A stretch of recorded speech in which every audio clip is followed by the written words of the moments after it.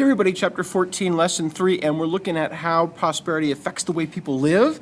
And the sad part about this lesson is that we're talking all about the people who don't see their lives changing because they don't become prosperous. Because what we'll see, at least on this first slide for sure, is that lots of Americans are still going to be poor and live below the poverty line. And because of that, the places that they live, primarily cities, are going to begin to fall apart. And it's going to be a kind of a sad situation for a lot of Americans who don't kind of benefit from the 1950s the way we've been talking about. So what we see here is that, while in the 1950s, there are lots of Americans doing well, primarily white Americans who are moving to suburbia, about 1 in 5 Americans, that's, 20% of America, right? I mean, it's a good number of people live below the poverty line. And now remember that poverty line is just an imaginary line, right? A marker that the government sets to reflect that the minimum income that you need to support a family. And so if we sit back and we look at who are the people beneath this poverty line in the 1950s, you're going to see that there's single mothers, they're the elderly, ethnic minorities, Americans who live in the countryside, people that live in the inner city, Native Americans, that these are going to be the people who kind of really fall behind the poverty line. Today, if you looked at the poverty line, these are some numbers that are pretty close to what poverty line looks like today. If you're a one person in a household, it's $11,000 a year, and 2 people and so on, it goes up. A family of 4 would be $24,000. And I got to tell you, I got to be honest, kids, family of 4 under $24,000, that's insane. Trying to think that you can really survive on just that for 4 people in a household. It is really, really hard to do that. And that's basically 2 people full-time working minimum wage jobs with nothing else getting set aside for like childcare or whatever else. It's really, really hard. I know it sounds like a lot of money, 24 grand, but honestly, from all the work we've done, if you think about it, it's really not that much money at all.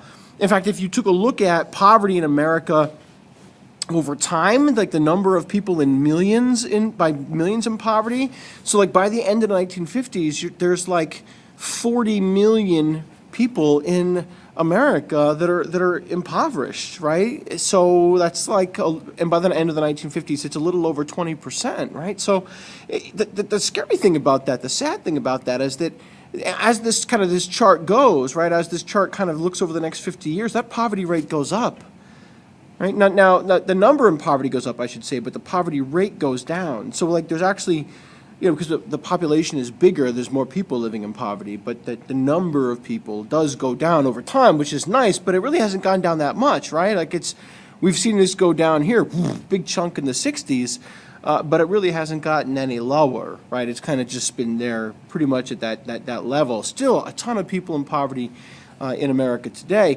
Inner cities especially become poor because as the middle class moves to the suburbs, they leave the poor behind, right? You think about that, right? We have a city, right? Here's the city. Hello, city. And as all of the people with the money leave, right, and the city gets smaller in population, it just takes poor people and leaves them behind. Just this small group of poor people are left behind in the city. And the poor don't have as much money to pay in taxes. So the city is losing money. Well, how is the city supposed to keep up with things like public transportation or housing or other services like libraries or police or fire department, right? If it doesn't have as many people with money living in them, it can't provide services. The government solution to all this was urban renewal, and essentially what this did was it said, okay, let's go in, let's tear down all of these places that are a mess, and let's build some low-cost housing. Let's build some low-income housing for people. But the problem is it just takes poor people and crowds them together. And if you've ever heard someone say that poor people in cities live in the projects, that's what these are called. These are the projects. They're housing projects. You get high rates of crime. The poor are all fit in there. And take a look. Here's an example, right? So here's an example of a building. This is what you would look at. This is what you would call a project building, where you take people and you put them all together. That was in Chicago. But here's one. I think it's a really good example of what we're talking about. You can see where they bulldozed, right, all of the old slum houses that were broken down and torn down, right? And then they build all of these high-rises, these cheap high-rises, right? They put them in there for low-income housing. Well, that doesn't do anything for people. All that does is take people that were poor over a wide space of area, and it just smushes them together. Well, how is that going to solve any problems, right? You just taking all the problems of a big area and smushing it into a small area. It just doesn't make much sense. And it's going to lead to high crime rates. It's just no real solution there. I don't want you to think that that these poverty rates are restricted to just people living in inner cities, though. When the reality is that there are lots of people who are ethnic minorities living in all areas of the country who were poor.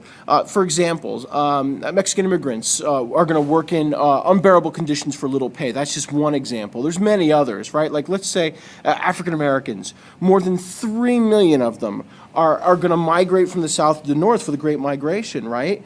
But the problem is racism doesn't go away just because you move from the south to the north. I mean, you might get a little bit of a better job, but you're going to get paid less than an average white worker. You're going to be forced to live in only places where people want you to live because of segregation. Just because you move doesn't mean you escape the problems. So we're going to have a large number of African Americans really earning only half of what whites earn. Like by 1958, African Americans, their salaries are roughly 51% of what a white man earns. That means for every dollar a white man makes, a black man doing the same job, same quality work, makes 51 cents.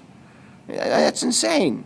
I'll give you another one, Hispanics. The Bracero program is created. And what the Bracero program does is it says, you know what, during the 1940s and 1950s, we need a large number of immigrants from Mexico. Remember, so many white Americans had the GI Bill and were going off to college and moving to suburbia, so we need more and more people to fill these low-wage jobs. So what do? We bring in Mexican Americans or Mexican immigrants to work in these low-wage jobs. And they're supposed to be there temporary, but that's not necessarily the case, right? We end up working really long hours for little pay, unbearable condition, for a decade or more. Native Americans, of course, are really the poorest group in the United States by the middle of the 1900s. And in an attempt to kind of alleviate this problem, again, what we're trying to do is just move people out. We start something called the termination policy. What that does is it says the American government doesn't recognize a Native American tribe as its own entity, its own legal thing anymore. There is no Sioux Nation or Dakota Nation or Cheyenne Nation. You're just an American citizen. And they're going to move people to cities as a result of that. You want to take them here and take them out of the reservation and put these people in cities where there's more opportunity. But the problem is it just, again, concentrates the poverty. Like, look, here's what they promise you, right? Come to Denver, the chance of your lifetime, right? You get a good job, you're going to have a happy home, we're going to give you training to do something. Colorado is just a beautiful place to live, right? Come on out to Denver. But the reality is the poverty rates are huge. Like in Minneapolis, Minnesota, life expectancy for a Native American was 37 years. I'd be dead by now if I was a Native American male in Minnesota in the 1950s. So, these people are really impoverished. Another example here would be Appalachia. Appalachia is just down the road. It's about an hour to the west of you. That's Appalachia. It runs all the way from New York all the way down to Georgia. And this area of America has and still does have extreme poverty. The mountains in Appalachia used to be primarily mines, primarily coal mining. But the problem is unemployment goes up as more and more machines take the jobs of coal miners. And because of that high level of unemployment, poverty goes up. There's not as many doctors there. There's not as many businesses, not as many companies, not as many schools, right? Because there's not as much money. And so you end up with all kinds of things. And I don't want you to think that I'm talking like, just like the kind of homeless poor that we might see around us in everyday life. I'm talking like this is the 1950s, living in a dirt shack, peeing, pooping in the outhouse with no electricity poor. Like Great Depression level poor is the kind of poor I'm talking about in Appalachia. Still one of the poorest regions in America, where you can see a lot of suffering with certain groups of people. And that picture, by the way, was from the 1950s. That wasn't a picture back from like 1920 something, okay? So yeah, there's just a ton of poverty in amongst a bunch of different groups, not just in the inner city.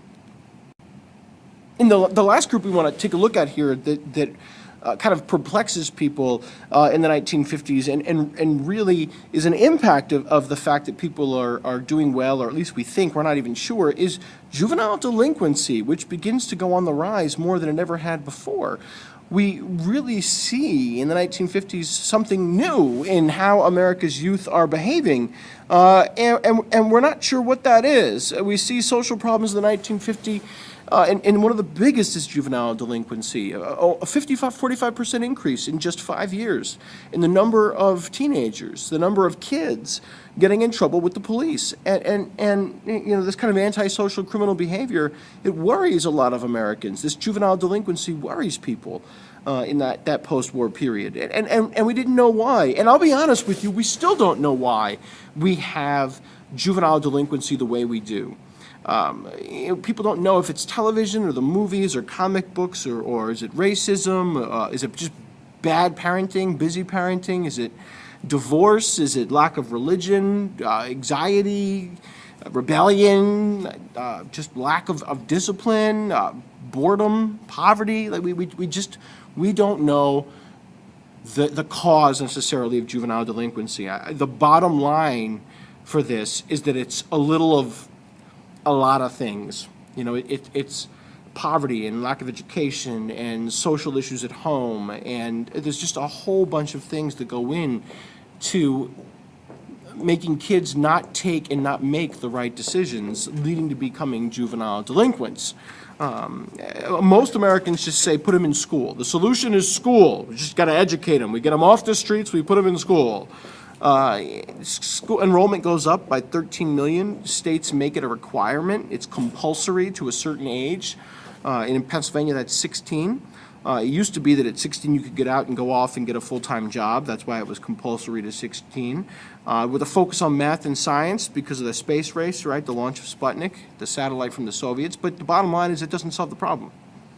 It doesn't make it go away. But people still think it does. But it doesn't solve the problem. So it's something actually that we're still struggling with today, high rates of juvenile delinquency. I think that's a good summary of some of the difficulties that people had economically in the 1950s, and we'll do more with this in class.